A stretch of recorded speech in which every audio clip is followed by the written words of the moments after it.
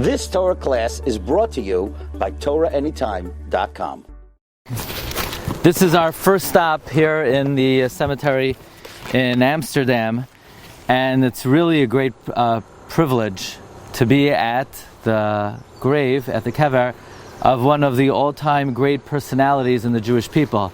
Just to give you a little bit of a background of what Menashe ben Israel was dealing with when he came to Amsterdam.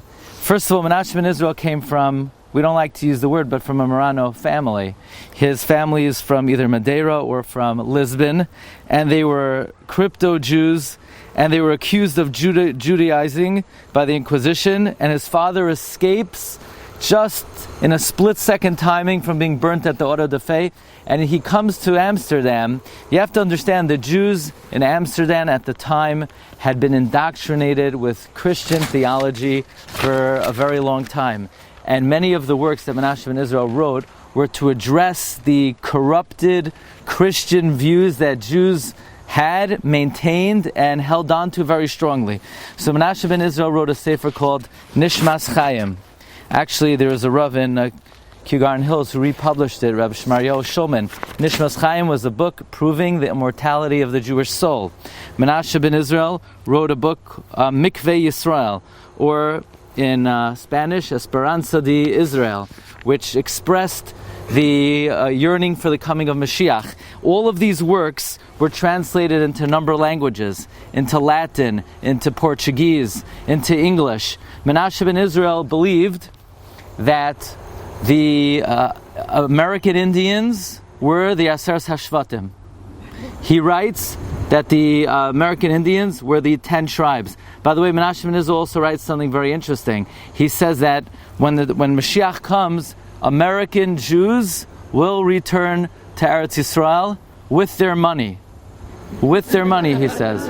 So, but some say American Jews refers to the Jews of Central America. He doesn't have any predictions of the Jews of Borough Park and Flatbush. He writes a book, Pnei Rabbah, an index of the Medrash Rabbah. He writes a book, Tzuas Yisrael. He writes a book, Conciliador. So I have the title page over here, Conciliador, reconciled all of the difficult passages in the Tanakh. Now, Menashe ben Israel comes to Amsterdam, and in a certain sense he was shortchanged, because the leading rabbi at the time was Rabbi Shaul Mortera. Next rabbi at the time was Rabbi Yitzchak Abuhav. And all of these rabbanim joined to be one congregation called Nevei Shalom.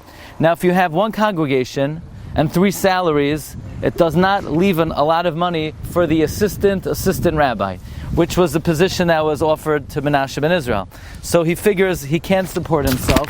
Even his writing wasn't enough to support himself. By the way, he opened up the first printing press here in Amsterdam in the Netherlands, and he published many works. But he was not able to support himself. In all likelihood, he was shafted to this position because the community did not like the books he was writing, which were trying to weed out these Christian views that they so strongly held. Anyway, Menashe ben Israel was about to settle in the New World, in Brazil.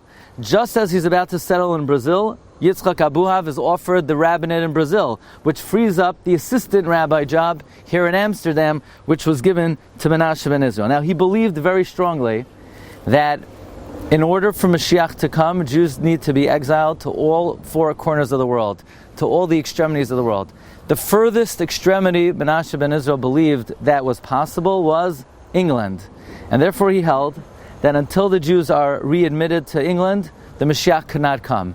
And therefore, in that context, Menashe ben Israel traveled to England. He had audience with Oliver Cromwell, and he petitioned for the return of the Jewish people to England. The bottom line is, Cromwell did not allow the Jewish people to return to England. Menashe ben Israel felt very dejected. He comes back to Amsterdam with his son. Nebuch, his son, passes away in this area on the 2nd day of Rosh Hashanah, all likelihood buried right here. And then Menashe ben Israel himself had a premature death at the age of 53 here in Amsterdam. However, the petition of Menashe in Israel was effective to the extent that Oliver Cromwell allowed the Jewish people to return unofficially. So that sort of opened the doors for the unofficial return of the Jews to England.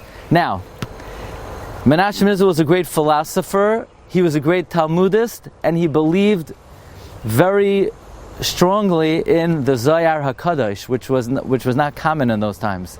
So he was a synthesis of Emunah in Talmud Bavli and in the Zohar HaKadosh. He writes about Gilgulim, so it was not common for a Portuguese philosopher to believe in the Tairas HaGilgal. And again, the Sefer Nishmas Chaim is a sefer about the immortality of the Jewish soul. So it's a great zchus to be here at his Kever, the man who began to pave the way for Portuguese Jews to come back to traditional Jewish beliefs. Zechusa Yagin Olenu V'al Kol Yisrael. Amen. Amen.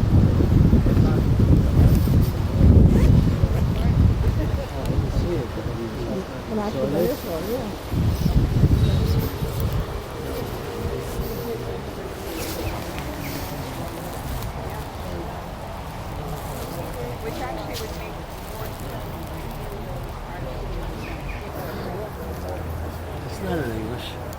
It's in Spanish. Not in English.